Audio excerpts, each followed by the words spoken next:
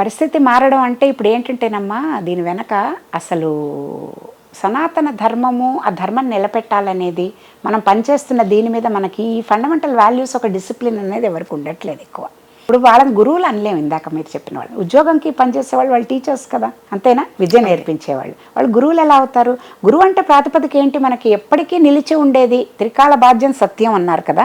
ఆ సత్య ధర్మాలు ఏదున్నాయో సనాతన ధర్మం ఏం చెప్తోందో దాన్ని మనకి బోధించే వాళ్ళే గురువులు. వీళ్ళందరూ ఉద్యోగాలు చేసుకుని చేసేవాళ్ళు, జీతం కోసం పనిచేసేవాళ్ళు, వాళ్ళ డ్యూటీ వాళ్ళు చేస్తున్నారు కదా. అందులో మీకు చిత్తశుద్ధి ఎలా ఉంటుంది? ఇప్పుడు నేను మొన్న ఒకటి చదివాను, చాలా అద్భుతంగా మీరు ఆ మాట తెచ్చారు కాబట్టి నాకు జ్ఞాపకం వస్తుంది. న్యూస్ పేపర్లో ఒక ఆర్టికల్ చాలా అంటే నేను చెల్లించిపోయాను చదివి. ఒకటేదో ఒక ఊర్లోట అసలు స్కూలే లేదు, గవర్నమెంట్ టీచర్స్కి ట్రాన్స్ఫర్ చేసి పంపిస్తారు కదా, మీరు విద్య గురించి అంటున్నారు కాబట్టి చెప్తున్నాను. లేకపోతే ఆవిడని అక్కడికి ట్రాన్స్ఫర్ చేస్తే షీ వాజ్ షాక్డ్. అసలు ఆవిడ ట్రాన్స్ఫర్ అయ్యి వచ్చి చూస్తే స్కూల్ అనే పదార్థమే లేదు అక్కడ. ఎవరికి చెప్పాలి చదువు అంటే? అదేదో రోడ్డు దీని ఎక్స్పాన్షన్కి ఇంకేదో కట్టడానికి దీనికి అవసరం అయ్యి అసలు ఆ పాత పిచ్చిగా ఉన్న స్కూల్ కూడా తీసేశారు. లేదు, గవర్నమెంట్ బడే లేదు అక్కడ. లేకపోతే ఆవిడ సరే వెళ్ళి అథారిటీస్కి చెప్పి మరి ఇక్కడ నాకు ఇదయ్యే వరకు నేనేం చేస్తాను, ఊరికే ఉన్నానని మళ్ళీ పాత దీనికే ఆవిడ వెళ్ళి రిపోర్ట్ చేశారు. కానీ ఆవిడకి మనసులో చాలా ఒకలాంటి గిల్టు బాధ. అయ్యో ఆ 10 మందో 50 మందో ఎవరైతే పిల్లలు ఉన్నారో వాళ్ళకి విద్య లేదే, వాళ్ళు ఎలాగ కష్టపడుతున్నారు కదా, వాళ్ళకి ఎవరు చదువు చెప్తారు, ఎవరు వాళ్ళని ముందుకు తీసుకొస్తారు? అది నిజమైన విద్య నేర్పించే టీచర్ లక్షణం. ఆవిడ వెంటనే అక్కడి నుంచి ఏర్పాటు చేసి పేపర్లు కదిలించడం అన్నీ వీళ్ళకి కంప్లైంట్ చేసి స్కూల్ అవి పెట్టుకునే లోపల ఆవిడ మళ్ళీ వచ్చి 10,000 అద్దెకి, 15,000 ఆ చిన్న ఊరిలో అద్దెకి ఒక ఇల్లు తీసుకుని అక్కడుండి ఆ ఊళ్ళో ఉన్న పిల్లలందరికీ తన పాఠాలు ఏంటి అన్ని సబ్జెక్టులు తనే చెప్పడం. ఒకతే టీచర్ కదా, నిజమైన గురువు అండి. నిజమైన గురువు అంటే ఆ తపన చూసారా, ఆ తల్లి ప్రేమ. ఒక టీచరు సద్గురువులాగా పిల్లలకి సరైనదని. అలాంటి టీచర్లు ఎంతమంది ఉన్నారు? ఆవిడని నిజంగా గురువులు ఆచార్యులు అనాలి మనం. అలా ఉండేవాళ్ళు, వృత్తిని అలాగా ఒక భగవంతుడిలాగా చూసుకుని వర్క్ ఇస్ వర్షిప్ అనుకునేవాళ్ళు, అలా ఉండేవాళ్ళు నిజంగా ఆదర్శనీయులే.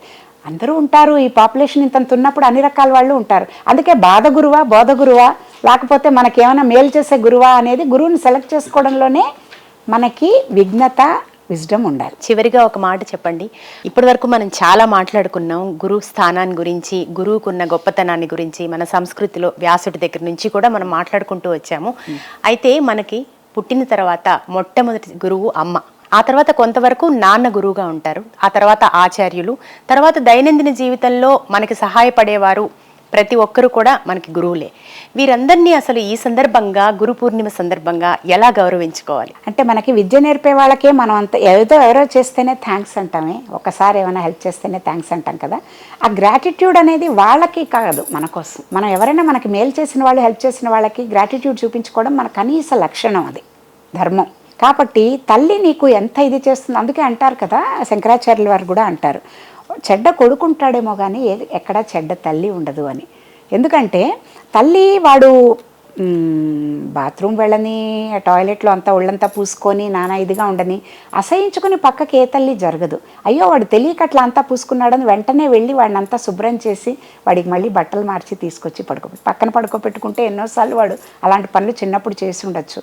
వాడికి ఏది మంచిదో, ఏది వాడికి ఆరోగ్యం ఇస్తుందో, వాడికి ఏది ఇదవుతుందో అలాంటిది కష్టమైనా సరే తన అంత చిన్నప్పటి నుంచి మాట్లాడడము, నడవడము, ఎలా ఉండాలో నేర్పించడం, ఇన్ని నీకు చేసింది మొదటి గురు. అందుకే మాతృదేవోభవ పితృదేవోభవ అంటారు. కళ్ళు తెరిచి నువ్వు మొదటగా చూస్తున్నది తల్లిని. ఆ తల్లి నీకు జీవితంలో అసలు ఎలా ఉండాలో అంటే భౌతికంగా నీకు ఆరోగ్యంతో పాటుగా సామాజికంగా ఒక విద్యావంతుడిగా ఏం ఆశిస్తోంది ఆ తల్లి? ఏమీ లేదు. పోనీ ఏ తల్లి అయినా ఇంత నేను కొడుకుకి చేస్తున్నాడు, వాడు పెద్దయాక నన్ను ఎలా చూస్తాడు, నాకేమిస్తాడు అని ఆశించి చేస్తోందా? లేదు. వాడు బాగుపడితే చూసి సంతోషించాలని చేస్తోంది, వాడు నాకు ఉత్తమ పౌరుడిగా చేయాలని. అలా తల్లి రోల్ వచ్చినప్పుడు మనం నరకాసురుడి గురించి ఏం చెప్పుకుంటున్నాం? సమాజానికి కీడు చేసే నరకాసురుడు భూమికి భారమైన వాడిని చంపడానికి కూడా వెనకాడలేదు తల్లి కదా. నిజమైన తల్లి అలా ఉంటుంది. అందుకని చెప్పేసి ఏంటంటే తల్లి అన్ని రకాలుగా పోషిస్తోంది కాబట్టి, అన్ని రకాలుగా మనకి మాట్లాడడం దగ్గర నుంచి సంస్కారం వరకు ఇన్ని నేర్పించింది కాబట్టి, మొదటి గురువుగా తల్లి భాష నేర్పించింది, ఇవన్నీ చెప్పింది కాబట్టి ప్రతిరోజు ప్రాతస్మరణీయంగా తల్లికి మనం గౌరవం చూపించుకోవడం. చాలామందికి ఇంకా మేము సనాతన ధర్మంలో ఈ మధ్య ఇవి చేస్తున్నప్పుడు కూడా పిల్లలకి ఏం చెప్తున్నాం అంటే క్లాసెస్ అవి చెప్పినప్పుడు ఏం తప్పులేదు, ఎవరెవరికో మీరు షేక్ హ్యాండ్ చేస్తారు, గుడ్ మార్నింగ్ చెప్తారు, వాట్సాప్లో మెసేజ్లు పంపించుకుంటారు. లేవగానే మీ తల్లికి తండ్రికి నమస్కారం చేయండి అమ్మా. ఎందుకు? దాంట్లో ఏం పోయేదని ఎంత మనస్ఫూర్తిగా అసలు అకుప్రెషర్ పాయింట్స్ ప్రకారం తీసుకున్నా కూడా కాళ్ళకి నమస్కారం చేయడం సనాతన ధర్మంలో ఎందుకు చెప్పారు? అక్కడి నుంచి నర్వస్ సిస్టమ్ ఏదైతే బాడీ వరకు పాస్ అవుతుందో కాళ్ళు పట్టుకుంటే నీకు వెంటనే ఆ మనిషిలో ఉన్న ఎటువంటి ఎమోషన్స్ అయినా కంట్రోల్ అయిపోతాయి. మనస్ఫూర్తిగా నీ మేలు కోరి దీవిస్తారు. అవునండి, ఇప్పుడు గురు పూజలో కూడా పాద నమస్కారానికి చాలా ప్రాధాన్యత చాలా ఉంది. పాదాలకి ముఖ్యంగా ఇలాంటి మహానుభావుల పాదాలైతే అసలు మనకి భరతుడు రాముడి పాదాలు పెట్టుకుని 14 ఏళ్ళు పాలించాడు దేశాన్ని. పాదాలు అక్కడ గురు పాదుకలు, మనం ఎంత గురు పాదుక స్తోత్రాలు, గురువు లేకపోయినా గురు పాదుకలకి అంత ఇది ఉంది కదా శక్తి. అందుకని అమ్మ నాన్న లివింగ్ గాడ్స్ మనకి మన కళ్ళ ముందు ఉండి, భగవంతుడు అన్ని చోట్ల ఉండలేడు కాబట్టి తల్లిని సృష్టించాడు అంటారు. ఆ తల్లి మన కంటి ముందు ప్రత్యక్ష దైవంలాగా కనిపిస్తున్నప్పుడు తల్లికి తండ్రికి పొద్దున్న లేవంగానే నువ్వు నమస్కారం చేసావు అనుకో, చాలా ఎంతో పొంగిపోయి ఎంతో ఆనందపడి మనస్ఫూర్తిగా నీ మేలు కోరే ఆశీర్వచనం చేస్తుంది. ఆశీర్వచనం చేస్తుందని కాదు దండం పెట్టడం, ఆవిడ ఆశీర్వచనం తీసుకోవడం వల్ల నీకు ఇంకా వృద్ధిలోకి వస్తావు, నీకు ఇంకా మేలు జరుగుతుంది. ఎందుకంటే సెల్ఫ్లెస్గా ఆవిడ ఆశీర్వదిస్తుంది కాబట్టి అనేది దీంతో. ఇంకోటి నీకు గౌరవం వాళ్ళకి చూపించడానికి గ్రాటిట్యూడ్, హ్యూమిలిటీ అలవాటు చేస్తున్నాం పిల్లలకి చిన్నప్పటి నుంచి.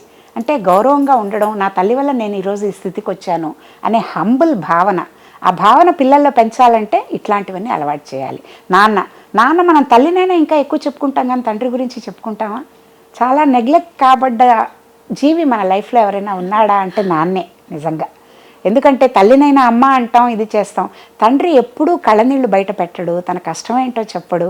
పిల్లలకి ఏం కావాలన్నా ఒక పిల్లర్లాగా పక్కన నిలబడి సపోర్ట్ చేస్తాడు ఏ తండ్రి అయినా. వాళ్ళ పిల్లలు వృద్ధిలోకి వస్తే ఏం చెప్పుకోకుండా ఎంతో లోపల మురిసిపోతూ ఆనందపడుతూ ఉంటాడు.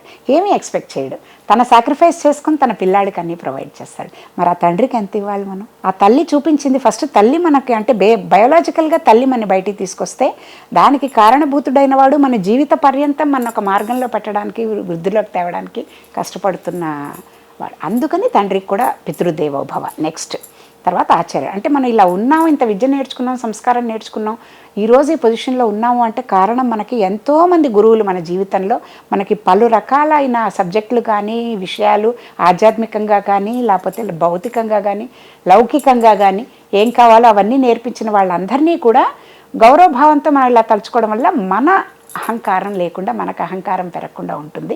మనుషులై పుట్టినందుకు కనీసం మనం ఎవరి దగ్గర నుంచి అయితే మేలు పొందామో వాళ్ళకి గ్రాటిట్యూడ్ రూపంలో ఇలా గురువు వందనం అంటే ఆ రోజు కానీ రోజు చేస్తే ఇంకా మంచిది. కనీసం ఒకరోజైనా ఎప్పుడైనా మనకు కుదిరినప్పుడైనా ఆ రోజు మనం వాళ్ళ కాళ్ళకి నమస్కరించడం, వాళ్ళు చెప్పిన మార్గంలో నడవడం, అది వాళ్ళకి ఎక్కువ సంతోషం ఇస్తుంది.